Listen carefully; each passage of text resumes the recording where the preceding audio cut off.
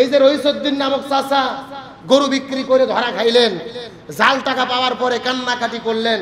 এবং আমাদের চলচ্চিত্র জগতের নায়িকা অপু বিশ্বাস, আমাদের বগুড়ার মেয়ে, তিনি টাকা দিয়েছেন উমরা করার জন্য। তবে তিনি যখন হজ থেকে ফিরে এসেছেন, নায়িকা অপু বিশ্বাস তার সঙ্গে সাক্ষাৎ করতে গেছেন। অনেকে সমালোচনা করতেছে তার পোশাক শালীন ছিল না, তিনি শর্টকাট পোশাক পরে তার সঙ্গে দেখা করতে গিয়েছেন। তিনি মুরব্বী মানুষ, আবার হজ করতে এসেছে, সাক্ষাৎ করতে যান, ভালো টাকা দেন, ভালো একটা হাজি মুরব্বীর সাথে দেখা করতে গেছেন। শালীনতা হওয়ার দরকার ছিল কি ছিল না? ভালো কাজের অবশ্যই প্রশংসা করি। আপনি টাকা দিয়েছেন, ভালো কাজ করেছেন, যারা দিয়েছে সবাই ভালো কাজ করেছে।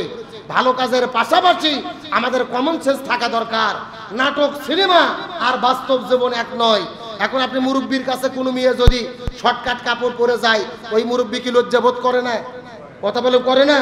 যাদের লজ্জা শরম হায়া আছে, দেখবেন মেয়ে মানুষদের কাছে কিছু আলেম আছে, কিছু হুজুর আছে, মহিলা দেখলে তাদের কাছে যায় না। বিয়া পর্দা মহিলা, এটা তো রাসূলের হাদিস যে তোমরা বিয়া পর্দা মহিলার কাছে যাইও না। আর আল্লাহর কোরআন বলেন ওয়ালাল মারাতু আওরাতু, মহিলা মানুষ হলো পর্দার মধ্যে থাকার জিনিস। ফাইজা খরাজাত ইস্তাশরাহা ফাশ শাইতান, এই মহিলাগুলো যখন বিয়া পর্দা হয়ে রাস্তাঘাটে বের হয়, শয়তান তখন বসে থাকে না, এই অসুন্দর মহিলাদেরকে আরো সুন্দর করে পুরুষদেরকে দেখাইয়া দেয়। হাদিসের কথা, কোনো মিথ্যে হওয়ার সুযোগ নাই। অসুন্দর মহিলাও যদি বিয়া পর্দা হয়ে ঘরে, তাকে সুন্দর বানাইয়া যুবকদের চোখে দেখানোর ব্যবস্থা করে কে? এ জোরে বলেন কে? তার মানে বোঝা গেল বিয়া পর্দা মহিলা ও শুধু বিয়া পর্দা মহিলা না, ও হলো শয়তানের সহযোগী। কথা কন না? এখন আপনি বিয়া পর্দা হয়ে টাইট ফিটিং পোশাক পরে হাজির কাছে, মুরব্বীর কাছে যাচ্ছেন, এটা ভদ্রতা হতে পারে?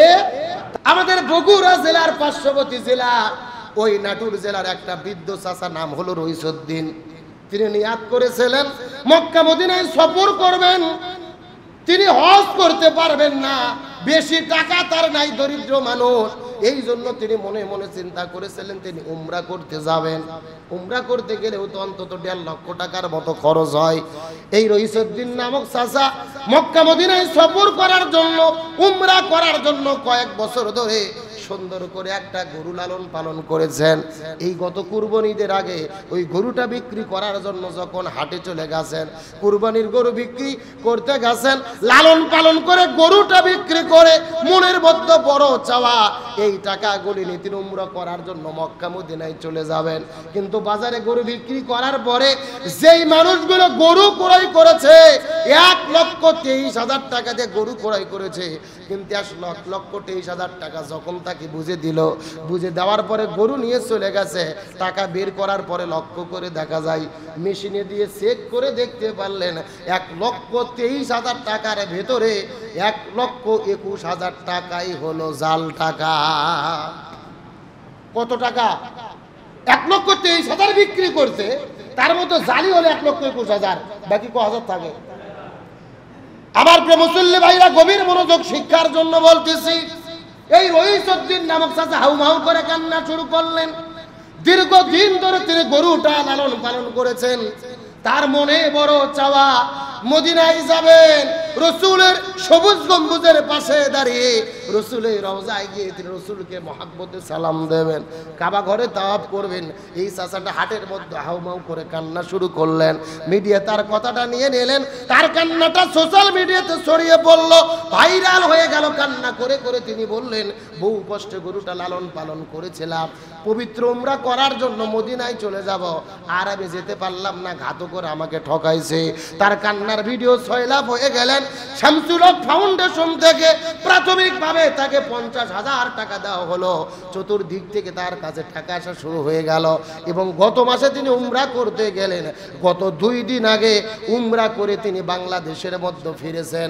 আমি বোঝানোর চেষ্টা করলাম, আল্লাহ যদি কারো নিয়াত কবুল করে, কারো প্রার্থনা কবুল করে, আর আল্লাহ যদি মক্কা মদিনায় কারো ভাগ্যে সফর লিখে রাখে, সে যতই দরিদ্র হোক না কেন, মনের যদি চাওয়া আর আল্লাহর সঙ্গে একনিষ্ঠ ইখলাস থাকে, কোনো না কোনো ভাবে আল্লাহ তাআলা তাকে মক্কা মদিনায় সফর করাবে। তার মানে বোঝা গেল, ওই মক্কা মদিনার মধ্যে যদি আমরা যেতে চাই, কাবা ঘর আর মদিনায় গিয়ে যদি রসুলের রওজায় সালাম দিতে চাই, আমাদের সর্ব অবস্থায় প্রার্থনা করতে হবে কার কাছে? আল্লাহ তাআলা বহু টাকা দিয়েছেন, 20 বিঘা 30 বিঘা জমির মালিক, হজ করতে যাবে, পারে না। এই বছর যাবে, যায় না। পাশে আর এক দিকে জমি বাড়াইছে, জমির পাশে জমি, ও জমি কেনে, পরের বার দোকান কেনে, তার পরিবার ভিটে কেনে, তার পরিবার বাঁশের আড়া কেনে, আর কিনতে কিনতে জীবনের জিন্দেগি শেষ, কবরত যায়, অথচ হজ না করে মারা যায়। এরকম কোটিপতি লাখপতি আমাদের এলাকায় নাই? এ জোরে বলেন নাই? আবার এমনও দরিদ্র মানুষ আছে কিষান খেটে খায়, এমনও মানুষ উমরা করে এসেছে, মক্কা মদিনায় সফর করেছে, এলাকাতে নাই? আপনি 8 লক্ষ টাকা ফরজ হওয়ার দরকার নাই, আপনার উপর ফরজ না। আপনি সই নিয়ত করেন, উমরা করে আছেন, কাবা ঘরে গিয়ে একটু তাওয়াফ করেন, এক এক রাকাত নামাজ পড়েন, লক্ষ রাকাতের সওয়াব। মদিনায় নামাজ পড়েন, এক রাকাতে 50,000 রাকাতের সওয়াব। আবার আমাদের চেষ্টাও থাকতে হবে, পাশাপাশি কে কবুল করতে হবে। বন্ধুগণ, মুসলমান ভাইরা গভীর মনোযোগ লক্ষ্য করুন। আমি আপনাদের মাধ্যমে বোঝানোর চেষ্টা করতেছিলাম, হযরত দাউদ আলাইহিস সালাম আল্লাহর কাছে যখন আরজি করলেন, আল্লাহ আমি হাসরের ময়দানের দাড়িপাল্লা মিজান দেখতে চাই, যেই মিজান দিয়ে আপনি নেকি বদি ওজন করবেন, মানুষদেরকে জান্নাত জাহান্নামের ফয়সালা করে ফেলবেন। আল্লাহ তাআলা ব্যবস্থা করে দিলেন। কিন্তু দাউদ আলাইহিস সালাম মিজান দেখার পরে বড় আশ্চর্য হয়ে গেল, এত বড় মিজানের ভেতরে কেমন করে আমল দিয়ে ভরানো যাবে। আল্লাহ ডাকতে বলে, দাউদ, এই দুনিয়ার ভেতরে আমি প্রত্যেকটা নবী রাসূলের জামানায় এমন এমন কিছু আমলের শিক্ষা দেব, এমন এমন আমলের কথা বলবো, যে আমলগুলো করলে ওই দাড়িপাল্লার মিজানগুলো নেকিতে পরিপূর্ণ হয়ে যাবে। বলেন সুবহানাল্লাহ। হযরত দাউদ আলাইহিস সালাম কথাটা শোনার পরে তিনি মুচকি মুচকি হাসা শুরু করে দিলেন। এই দুনিয়ার মধ্যে কি এমন আমল আছে যে আমল করলে আমাদের আমলের পাল্লাটা হাসরের ময়দানে আল্লাহ তাআলা ভরে দেবেন, আমল দিয়ে পরিপূর্ণ হয়ে যাবে। একজন সাহাবী রাসূলের কাছে জিজ্ঞেস করে বলেন, ইয়া রাসূলুল্লাহ, হযরত দাউদ আলাইহিস সালাম সৌভাগ্য হয়েছিলেন, তিনি হাসরের ময়দানে যেই মিজান দিয়ে আল্লাহ তাআলা হিসাব করবেন ওই মিজানটা তিনি দেখতে পেরেছিলেন। এই মিজানটা কোন আমল আছে যেই আমল দিয়ে মিজানটা নেকিতে ভরপুর করতে পারি?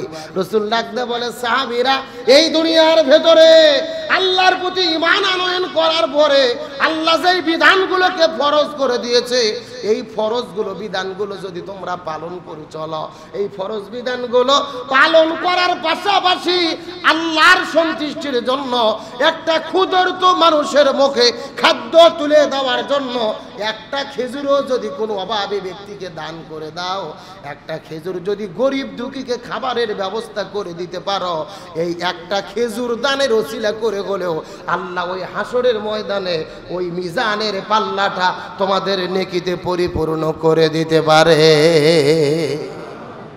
আপনি ছোট্ট একটা খেজুরও যদি একটা অসহায় ক্ষুধার্ত মানুষকে দেন, এর বিনিময়ে আল্লাহ তাআলা আপনার পাল্লা ভাড়ায় দিতে পারে। তবে শর্ত আগে লাগবে ঈমান, এবং ফরজ বিধানগুলো আপনাকে যথাযথভাবে আদায় করতে হবে। আমার প্রিয় মুসল্লি ভাইরা গভীর মনোযোগ। এই কথা বলার পরে আমার নবীজি সাহাবীদেরকে বললেন, এই জন্য দুনিয়ার ভেতরে সর্ব অবস্থায় তোমরা চেষ্টা করো ভালো ভালো আমল করার জন্য, মানুষের পাশে দাঁড়ানোর জন্য। নবী যার একটা আমলের শিক্ষা দিলেন সাহাবীদেরকে, আমার নবীজি জিজ্ঞেস সাহাবীদেরকে বলেন, এই দুনিয়ার ভেতরে আল্লাহর সন্তুষ্টি করার সবচাইতে বড় মাধ্যম হলেন আল্লাহকে সিজদা দেওয়া, আল্লাহর নামাজ আদায় করা। ফরজ নামাজগুলো আদায় করার পাশাপাশি যখন সকালবেলা ফজর নামাজের পরে পূর্ব দিকে সূর্যোদয় হয়, ওই সূর্যোদয় হওয়ার পরে, সূর্য উদয় হওয়ার পরে কোনো ব্যক্তি যদি আল্লাহর সন্তুষ্টির জন্য সালাতুল ইশরাক, ইশরাকের নামাজ আদায় করে, 2 রাকাত নামাজ যদি আল্লাহর সন্তুষ্টির জন্য আদায় করেন, ফজর নামাজটা জামাতের সহিত পড়ার পরে মসজিদে অবস্থান করেছে, আল্লাহর কোরআন তেলাওয়াত করেছে, জিকির করেছে, এরপরে সূর্য যখন উদয় হয়ে গেল, মাত্র 2 রাকাত নামাজ যদি আল্লাহর সন্তুষ্টির জন্য আদায় করতে পারে, এই সালাতুল ইশরাক, ইশরাকের নামাজ যদি পড়তে পারে, ওই 2 রাকাত নামাজ আদায় করার কারণে আল্লাহ তাদের আমল নামার ভেতরে একটা কবুল হজ আর একটা কবুল উমরার সওয়াব আল্লাহ তাআলা দান করে দেবেন। আর একটু জোরে বলেন না সুবহানাল্লাহ। ইশরাকের নামাজ মাত্র 2 রাকাত, ফজর নামাজ আপনি জামাতে আদায় করেছেন, মসজিদে অবস্থান করেছেন, বেলা উঠে গেছে, 5-10 মিনিট পরে সুন্দর করে আপনি 2 রাকাত নামাজ পড়লেন আল্লাহর সন্তুষ্টির জন্য, এবং এই আমল যদি ধারাবাহিকভাবে চলতে থাকে, রাসূল বলেন এই 2 রাকাত নামাজই যথেষ্ট হবে। একটা হজের সওয়াব আল্লাহ দান করবেন, একটা উমরার সওয়াব আল্লাহ তাআলা দান করে দেবেন। সুতরাং আল্লাহ তাআলা আমাদের কত সুযোগ দিয়েছেন উম্মতি মুহাম্মাদের জন্য, যেন আমরা নেকিগুলো বাড়াতে পারি, আমরা যেন আমাদের গুনাহগুলোকে কমাতে পারি, আমরা যেন নেকিকে বাড়াতে পারি, আমরা যেন গুনাহগুলোকে কমাতে পারি। আল্লাহ তাআলা কত সার্ভিস আমাদের দিয়েছেন, কত সুযোগ আমাদেরকে দিয়েছেন, কত পদ্ধতি আমরা দিয়েছেন। শুধু একটু ব্রেন খেটে এই আমলগুলো যদি আমরা করতে পারি, হাসরের ময়দানে মিজানের পাল্লাকে কে ভরে দেবেন? আরেকটু জোরে বলেন। আবার বন্ধুগণ, মুসলমান ভাইরা গভীর মনোযোগ লক্ষ্য করুন। এই জন্য আপনাদেরকে অনুরোধ করে বলবো, ফরজ নামাজ পড়ার পাশাপাশি সকালবেলা সূর্যোদয়ের পরে এই 2 রাকাত ইশরাকের নামাজ আমরা আদায় করার চেষ্টা করব ইনশাআল্লাহ। আমার নবী হাদিস শরীফের মধ্যে বলেন, এই দুনিয়ার ভেতরে হজ এমন একটা ইবাদত, উমরা এমন একটা ইবাদত, যদি কোনো লোক বাড়ি যদি বাংলাদেশের মধ্যে হয়, হজ আর উমরা করতে যদি সে মক্কা মদিনায় যেতে চায়, সবাই কিন্তু যেতে পারবে না, গরিব মানুষদের যাওয়ার মতো কোনো সুযোগ নাই। এই জন্য হজ এমন একটা ইবাদত, যাকাত এমন একটা ইবাদত, আল্লাহ তাআলা কোনো দরিদ্র মানুষের উপরে ফরজ করে নাই, বাধ্যতামূলক করে নাই। তার মানে যদি টাকা পয়সা না থাকে, হজ উমরা তাদের না করলেও হবে।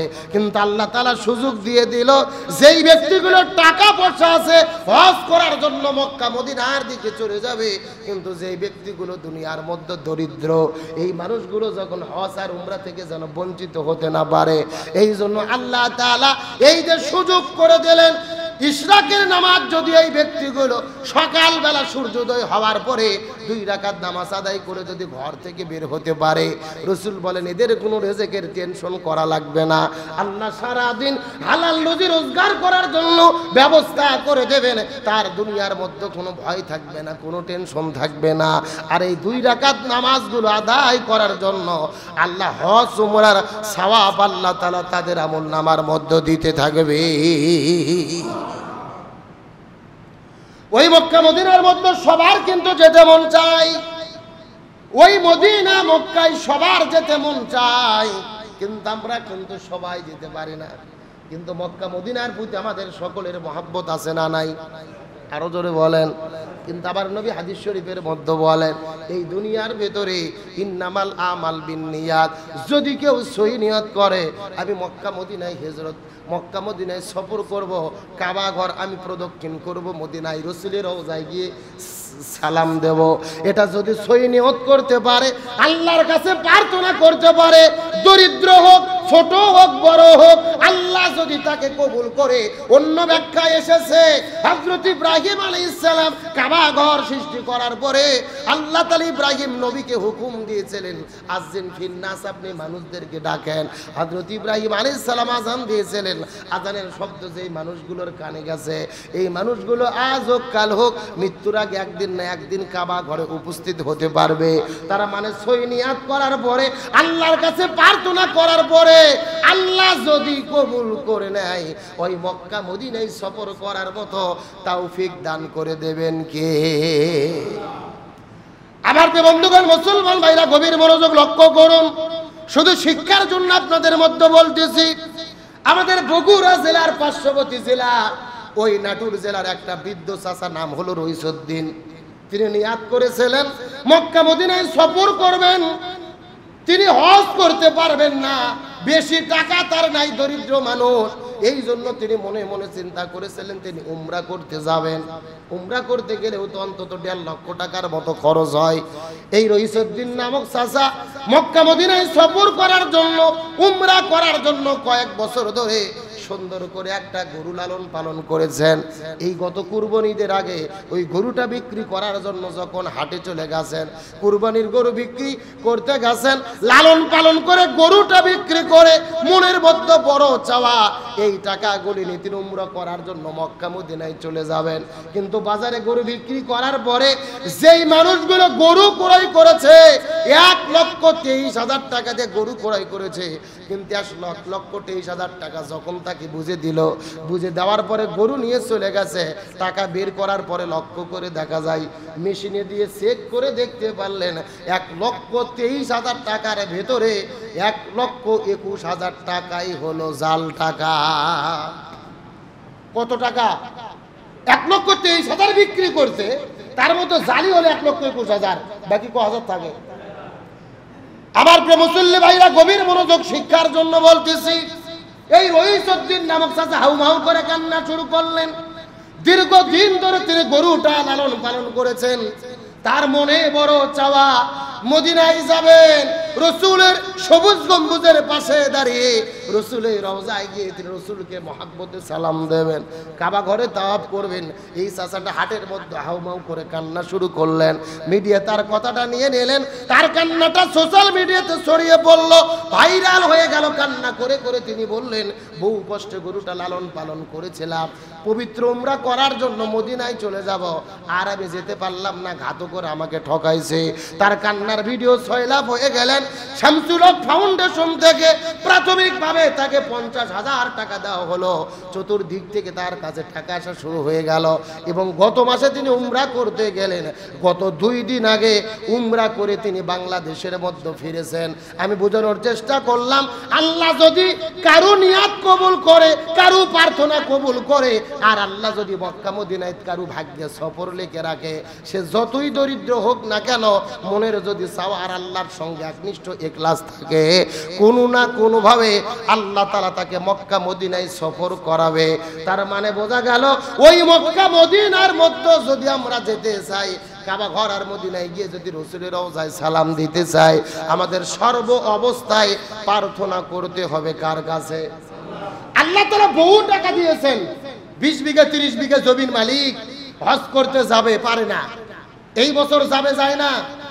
পাশে আর 1 বিঘা জমি বাড়াইছে, জমির পাশে জমি, ও জমি কেনে, পরের বার দোকান কেনে, তার পরিবার ভিটা কেনে, তার পরিবার বাঁশের আড়া কেনে, আর কিনতে কিনতে জীবনের জিন্দেগি শেষ, কবরত যায়, অথচ হজ না করে মারা যায়। এরকম কোটিপতি লাখপতি আমাদের এলাকায় নাই? এ জোরে বলেন নাই? আবার এমনও দরিদ্র মানুষ আছে, কিষান খেটে খায়, এমনও মানুষ উমরা করে এসেছে, মক্কা মদিনায় সফর করেছে, এলাকাতে নাই। আপনি 8 লক্ষ টাকা ফরজ হওয়ার দরকার নাই, আপনার উপর ফরজ না। আপনি সই নিয়ত করেন, উমরা করে আছেন, কাবা ঘরে গিয়ে একটু তাওয়াফ করেন, 1 রাকাত নামাজ পড়েন, লক্ষ রাকাতের সওয়াব। মদিনায় নামাজ পড়েন, 1 রাকাতে 50,000 রাকাতের সওয়াব। আবার আমাদের চেষ্টাও থাকতে হবে, পাশাপাশি কে কবুল করতে হবে। এই যে রইসউদ্দিন নামক চাচা গরু বিক্রি করে ধরা খাইলেন, জাল টাকা পাওয়ার পরে কান্নাকাটি করলেন, শামসুল হক ফাউন্ডেশন টাকা দিলেন এবং আমাদের চলচ্চিত্র জগতের নায়িকা অপু বিশ্বাস, আমাদের বগুড়ার মেয়ে, তিনি টাকা দিয়েছেন উমরা করার জন্য। উমরা করে এসেছেন, আরো অনেকে সহযোগিতা করেছেন। আসলে মূলত সহযোগিতা বিষয় নয়, কে কবুল করেছেন? আর একটু জোরে বলেন। এগুলো তো ওসিলা, মূলত হজ উমরা আল্লাহ তাআলা কবুল করতে হয়। তবে তিনি যখন হজ থেকে ফিরে এসেছেন, নায়িক অপু বিশ্বাস তার সঙ্গে সাক্ষাৎ করতে গেছেন। অনেকে সমালোচনা করতেছে, তার পোশাক শালীন ছিল না, তিনি শর্টকাট পোশাক পরে তার সঙ্গে দেখা করতে গিয়েছেন। তিনি মুরব্বী মানুষ, আবার হজ করতে এসেছে, সাক্ষাৎ করতে যান, ভালো টাকা দেন, ভালো একটা হাজি মুরব্বীর সাথে দেখা করতে গেছেন। শালীনতা হওয়ার দরকার ছিল কি ছিল না? ভালো কাজের অবশ্যই প্রশংসা করি, আপনি টাকা দিয়েছেন, ভালো কাজ করেছেন, যারা দিয়েছে সবাই ভালো কাজ করেছে। ভালো কাজের পাশাপাশি আমাদের কমন সেন্স থাকা দরকার। নাটক, সিনেমা আর বাস্তব জীবন এক নয়। এখন আপনি মুরব্বীর কাছে কোনো মেয়ে যদি শর্টকাট কাপড় পরে যায়, ওই মুরব্বী কি লজ্জা বোধ করে না? কথা বলে করে না? যাদের লজ্জা শরম হায়া আছে, দেখবেন মেয়ে মানুষদের কাছে কিছু আলেম আছে, কিছু হুজুর আছে, মহিলা দেখলে তাদের কাছে যায় না। বিয়া পর্দা মহিলা, এটা তো রাসূলের হাদিস যে তোমরা বিয়া পর্দা মহিলার কাছে যাইও না। আর আল্লাহর কোরআন বলেন, ওয়ালাল মারাতু আওরাতু, মহিলা মানুষ হলো পর্দার মধ্যে থাকার জিনিস, ফাইজা খরাজাত ইস্তাশরাহা ফাশাইতান। এই মহিলাগুলো যখন বেপর্দা হয়ে রাস্তাঘাটে বের হয়, শয়তান তখন বসে থাকে না, এই অসুন্দর মহিলাদেরকে আরো সুন্দর করে পুরুষদেরকে দেখাইয়া দেয়। হাদিসের কথা, পুরো মিথ্যে হওয়ার সুযোগ নাই। অসুন্দর মহিলাও যদি বেপর্দা হয়ে ঘরে, তাকে সুন্দর বানাইয়া যুবকদের চোখে দেখানোর ব্যবস্থা করে কে? এ জোরে বলেন কে? তার মানে বোঝা গেল বেপর্দা মহিলা ও শুধু বেপর্দা মহিলা না, ও হলো শয়তানের সহযোগী। কথা কন না। এখন আপনি বেপর্দা হয়ে টাইট ফিটিং পোশাক পরে হাজির কাছে মুরব্বির কাছে যাচ্ছেন, এটা ভদ্রতা হতে পারে? তাহলে আসেন আমি বলতে চাচ্ছিলাম, হজ উমরা যদি আমরা করতে চাই আল্লাহরও কবুল লাগবে, নিজেরও প্রচেষ্টা লাগবে। আর এই হজ উমরা আমরা যদি যারা গেলাম তারা তো আদায় করলাম, যারা যেতে পারলাম না, এই যে সলাতুল ইশরাক, ইশরাকের নামাজ আদায়ের মাধ্যমে এই হজ উমরার সওয়াব কে দান করবেন? আমার বন্ধুগণ, মুসলমান ভাইরা গভীর মনোযোগ লক্ষ্য করুন, শুধু সলাতুল ইশরাক আদায় করার মাধ্যমে নয়, আমার নবীজি বুখারী শরীফের হাদিসের মধ্যে বলেন, এই দুনিয়ার মধ্যে যাদের পিতা মাতা দুনিয়ার মধ্যে বেঁচে থাকবে, পুরনেককার সন্তান যদি আল্লাহর ফরজ বিধানগুলো মানার পাশাপাশি ফরজ ওয়াজিবগুলো পালন করার পাশাপাশি এই দুনিয়ার মধ্যে যাদের বাবা মা বেঁচে আছে, কোন সন্তান যদি পিতা মাতার কাছে যাওয়ার পরে নেক নজরে পিতা